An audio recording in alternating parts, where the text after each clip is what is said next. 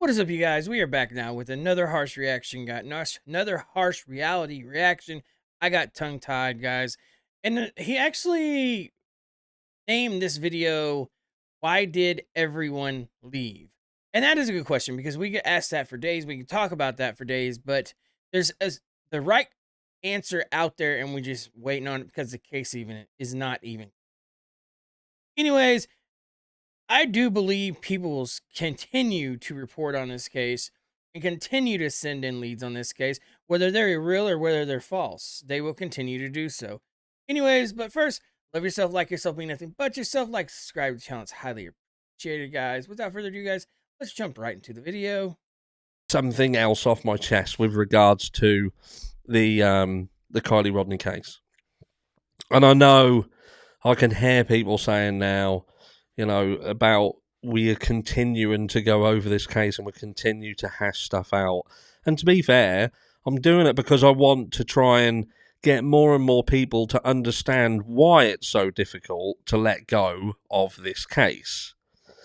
Now, I was going. And a lot of people says the reason why it's hard to let go of this case too, guys, is because she was 16 years old. Most of us have 16-year-old daughters, guys. If not, we have a 16-year-old family member that we look seeing Kiely lose her life, and that becomes dear to our heart, guys. We want to help. We want to try to find things. We want to try to, call the police station, get leads, guys. All this other stuff. We find ourselves doing it, and that's the reason why this case has been so big with YouTubers and other people, because they feel close. In this case, I've said, and to other people, is very close to their. Anyways, let's jump right back to the video. Gone back over some of the videos and some of the stuff that the kids and the parents were saying, and they were talking about the fact that, look, and some of you will remember it, and they were talking about how these kids they'd sleep here. If they were going to these parties, the unwritten rule was that they would sleep where they dropped. That was a statement that was made, reference these parties, to sleep where they drop. Now, with that in mind, raises some big, big questions here. Because on one hand, we're saying that Kiely had a curfew and she needed to get home. And she'd made a call to her mum in order to, or a text to her mum, to say, look, I'm not going to make it home on time. I'm going to stay a little bit longer, but I'm going to, I'm letting you know that I'm going to be late. Which raises the question, A, if she did that, then she was compos mentis enough to understand that she was going to be late and that she was respectful enough to contact her mum and explain that she was going to stay until the end of the party, because parties usually have a scheduled end. All of these little details, they're not half. Yeah, but what I'm not getting, guys, is if Kiely Rodni calls her mom and says, "Hey, there's a party. Or first off says, Mom, I'm gonna go to a party tonight," and her mom had to say okay or this story wouldn't fit, because we can go with the story she never even told her mom. She just went to a party. That's the reason why her mom never went and checked on her. I mean, we can go different ways with this whole subject, with this whole case, and people has. But let's go with harshest, because I believe his story. I believe his way. I believe he's probably been contacted and told most of his stuff by people he trusts, the true crime community. So why didn't her mom still say, "Hey, no, you can't stay," or "Hey, I'm going to come check on you," or just swing by and check on her? That goes to show you Kiely Rodni was in the right state of mind, text her mom, and to try to get a hold of her mother and tell her she was going to stay later. But if she hadn't have stayed later, then she wouldn't have lost her life neither. So we can look at this all the way around, guys. It's like a 360. It's like we rebuild the whole scene and construction in our heads, and we think about what happens to the people who lose their life. And that's what it seems that we do. Anyways, guys, let's jump right back to the video. Very coincidental, isn't it? That everything kind of supports the story. But anyway, I digress. So, we've got this situation where we're trying to, on one hand, believe that she was so intoxicated that she drove into a reservoir, but on the other hand, she was able to understand that she was going to be late, contact her mum to explain that she was going to be late and what time she would be back, and so on and so forth. And then we've got a situation that she was under curfew, but the unwritten rule is that they sleep where they drop. So what is it? Are they under curfew? Do they sleep where they drop? And if they sleep where they drop, why didn't anybody sleep there? So everybody in a situation that the rule is generally that you sleep where you drop, on this one particular night, nobody slept there. Everybody left. Everybody up sticks and pissed off home at a specific time. And everybody left. Everybody frantically left, so say it. They went on and they said there was 3 to 400 people too, guys. There was not 300 to 400 people. There wasn't even probably 100 people at this. I don't believe there was. There's no pictures, there's no nothing on social media. It's like the cops or something got a hold of them and just told them, "Hey, shut off your phones, bring me some phones." Or the parents even, "We're going to clear out your phone." Where's the pictures at of social media, guys? They're out there somewhere. They've not been leaked.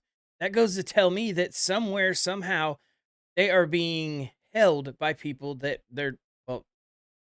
What I'm trying to say, guys, is they're being held by somebody other than the kids. All the social media is probably on lockdown. Everything else, guys. You know the kids as well as I do. 16 years old, 12 years old, whatever else. If they're at a party, hopefully not at 12 years old, and I wouldn't want to be at 16 years old. But if they're at a party and there's other females around with guys around, they're gonna take pictures of themselves. There's social media, there's Facebook, there's Instagram, there's Snapchat, there's all kinds of stuff that you could use for this stuff, and not one posted. That goes to tell you there probably was not a party. What are you gonna tell me? All the kids left their phone inside their cars? Or turned off their phones when they got there? Or hey, kept their phones at home? No, they didn't. They was told not to do anything with pictures.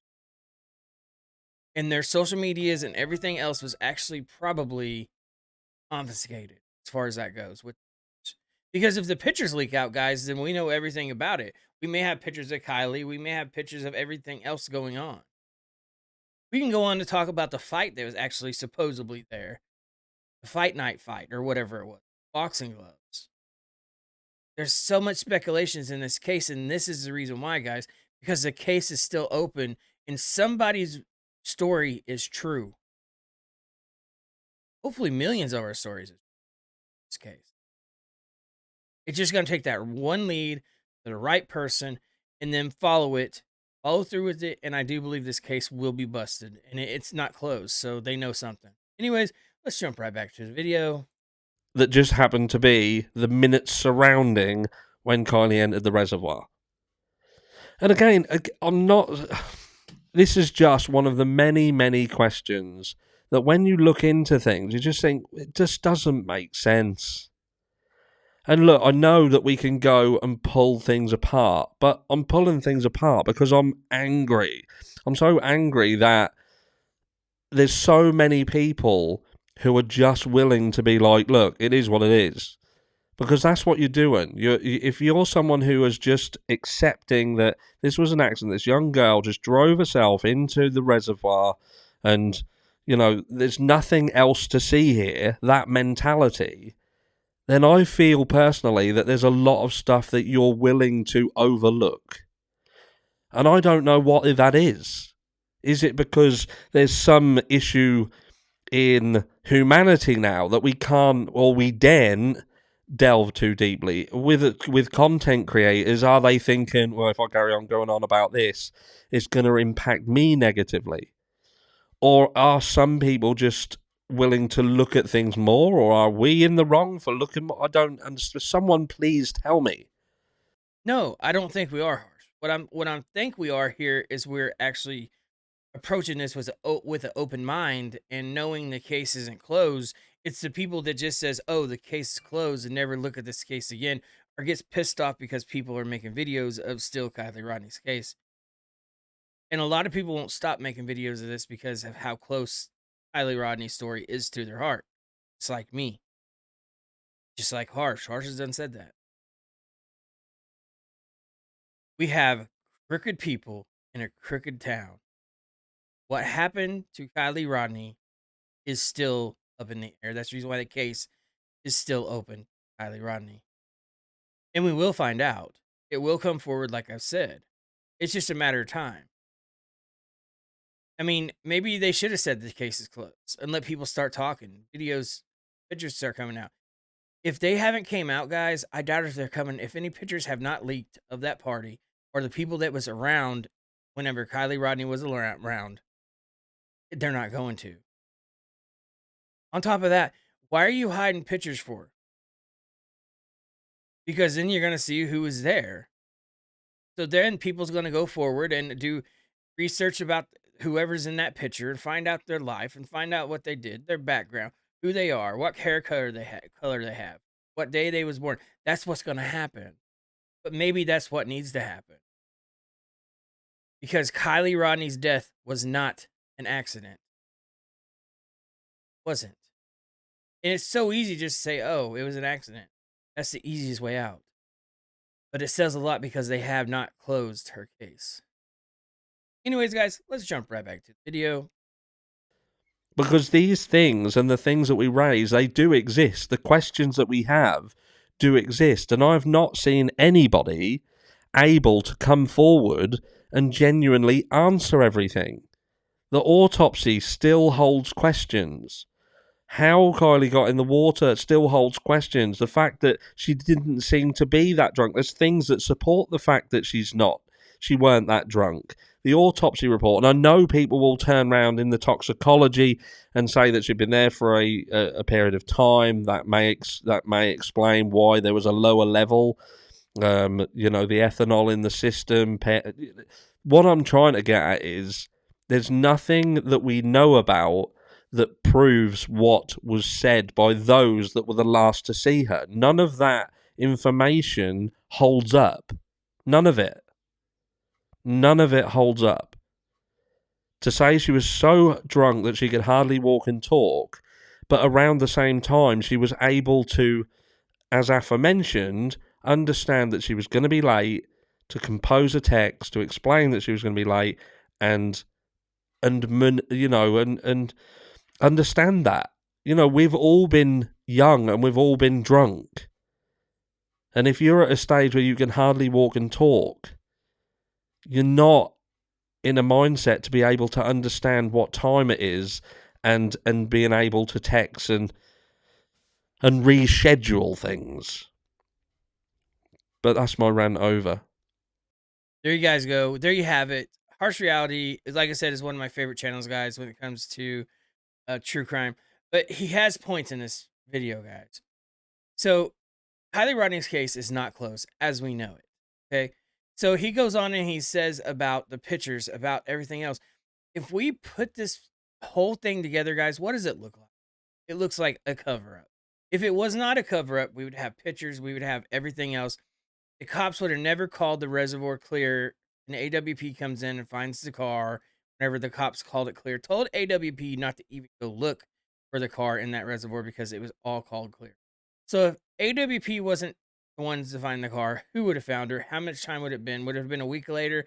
Would a swimmer have found her? Probably. So that's probably what would have actually happened because there was people actually swimming over her vehicle before that, anyways, guys.